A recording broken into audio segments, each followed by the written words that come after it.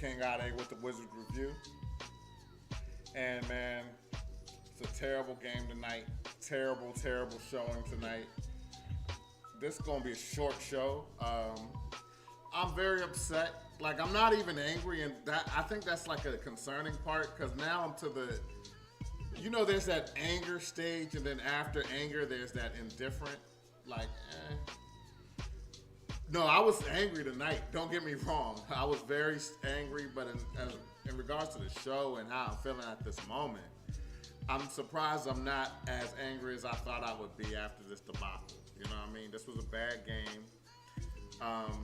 Yeah, so let's just get into it, man. I'm just gonna make this real quick, man. Yo, there was only a few things I liked tonight. It's really not a lot. We had a great start. We were hitting threes early. It looked promising, like extremely early. Kuzma was playing aggressive. Holiday had 6 points, 6 quick points. He started tonight. Beal didn't play. Yeah, so all of that happened like extremely within like the first 6 minutes of the game. Really, you know what I mean? Like all the good things. A couple of other good things I put on my list was the bench had a little impact early. Like when we got down, the bench got in and started to make it. But I don't even want to say they had an impact. The bench had no impact. They had no impact tonight. And I would mention, like, Harold, it was good to see Gafford get off the bench in the middle of the third quarter. Well, towards the end of the third, whenever he got off sometime in the third quarter. After having a great game against Embiid, you would think that he would be playing against one of the better centers in the league. But we knew he wasn't once I saw Bryant was starting. And I'm not even mad at Bryant per se. But there's a clear defensive presence when Gafford's in versus when Bryant is in. And I heard tonight, I didn't know. I knew that, Gafford got a contract, an extension, 2-year, $40 million deal. But what I didn't know was that he had a no-trade clause, basically. So he's not a player that's on the trading block, which leads me to believe that what I was saying earlier live streams about how I think that Gafford not playing is not really coach's decision. He's just falling on the sword. It's like the management decision not to play Gafford.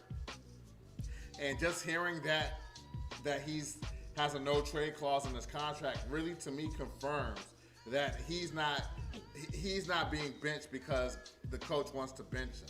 I think tonight was another indicator to me, just the energy level that the team had. Was very low, and the trade deadline is in 5 days. I really think a lot of that is coming together, and it showed tonight's game. We saw Bradley Beal in street clothes. There were pictures of him signing a lot of autographs towards the end of the game, but there are rumors saying that the Wizards won't trade him if he doesn't request a trade. You know what I'm saying? So I don't know how true that is. I hope that's not true, because if I was Bradley Beal,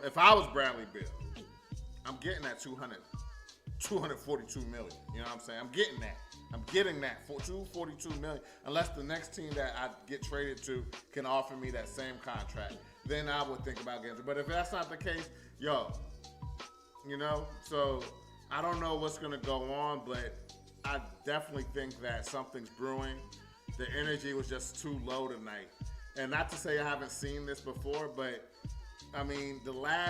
since Rui and Bryant has gotten back, I thought things were going to get better, but it hasn't. It has gotten worse. The chemistry has gotten worse. And I'm not saying this because of Rui and Bryant, but it's clear, it's evident that this is not working. And I really would be surprised if nothing happens for the Wizards by the trade deadline. It would shock me. So that's what I'm looking towards. And then Harold, I would mention anything that was good in the fourth. There were a lot of good things in the fourth quarter. However, I'm not going to mention them because they were playing against the Suns' backups. They cleared the bench by the beginning of the fourth quarter. So anything that we saw in the fourth quarter doesn't even matter. It has nothing. You know what I mean? It's nothing to talk about. So anyway, let's talk about the things I dislike. So many things to dislike. The number one, like I just mentioned, the low energy. like it's making my energy a little low. You know what I'm saying? So that's I definitely didn't like that. The Suns were running their offense with no defensive resistance at all. Chris Paul continued to pick us apart like he did the first time we played him earlier this season. The Suns went up double digits by the end of the first quarter. They were up 33-21, 12-point lead. They dominated us in the paint. And this was what makes me like, how is Gafford not playing? Unless there's something deeper going on. It makes no sense. Just from a basketball logic, it makes no sense to have your most effective defensive player in the paint not even not starting, but not playing until we're down damn near 20 points. There has to be something deeper than, I'm not going to just say Coach Unseld is just blind and you know what I'm saying? I just won't believe, he's a defensive-minded coach, so I just don't believe that he made the decision that we're not going to play Gafford. It makes no sense. The Suns went on a 14-4 run in the first quarter. They followed that up with a 12-0 run in the second quarter.